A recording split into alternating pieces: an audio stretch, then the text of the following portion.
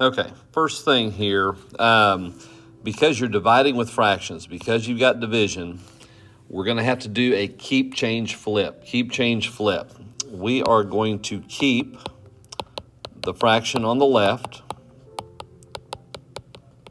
We are going to change division to multiplication, and then we are going to flip the second fraction, like such. Okay, so we're going to have to do a keep, change, flip to start with. All right. Now, and I think, yep. Okay, so then that should take us here. We did the keep, change, flip. Now, we're going to have to, because you've got a bunch of quadratics, you're going to have to factor each section of these fractions. So right up here, this first one here, and again, GCF, first thing we're always looking for. This one up top here has a common x. And so if you take an x out, if we factor an x out, you've got x is your GCF, and then leftover, if we take x out of x squared, we've got x out of negative 4x, you've got a negative 4.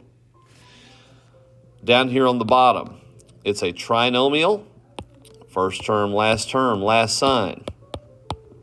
Of course, x squared, x and x. Two numbers that multiply to 20 but add to 9. And that's going to be 5 and 4. And it's a negative 9. So again, adding to a negative 9, this is that combination of signs. Adding, they both have to be the same. So we're going to have two minuses there. So x minus 5 and x minus 4. And then we come over here, trinomial at the top. First term, last sign. Two sets of parentheses. X squared, of course, is x and x.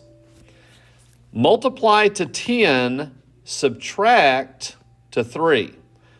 And that's going to be 5 and 2. Now, we are subtracting 5 and 2, and the 3 is negative. So that means the 5 would need to be negative, and the 2 would be positive. Negative 5 plus 2 is negative 3. Negative 5 times 2, of course, is your negative 10. So those signs should work. And then the last one over here, this is kind of that special case, x squared minus 4. Difference of two perfect squares. Difference of two perfect squares. So x and x. The 4 will be 2 and 2, plus and a minus. So we've got to get all this factored first. Okay, so a big refresh on factoring. And then it's a big cancellation game. You are allowed to cancel up and down, and you are also allowed to cancel diagonally. So here's what we're going to do. We're going to cancel, and I will use green here. We're going to cancel x plus 2 with x plus 2. We're going to cancel x minus 4 with x minus 4. We're going to cancel x minus 5 with x minus 5.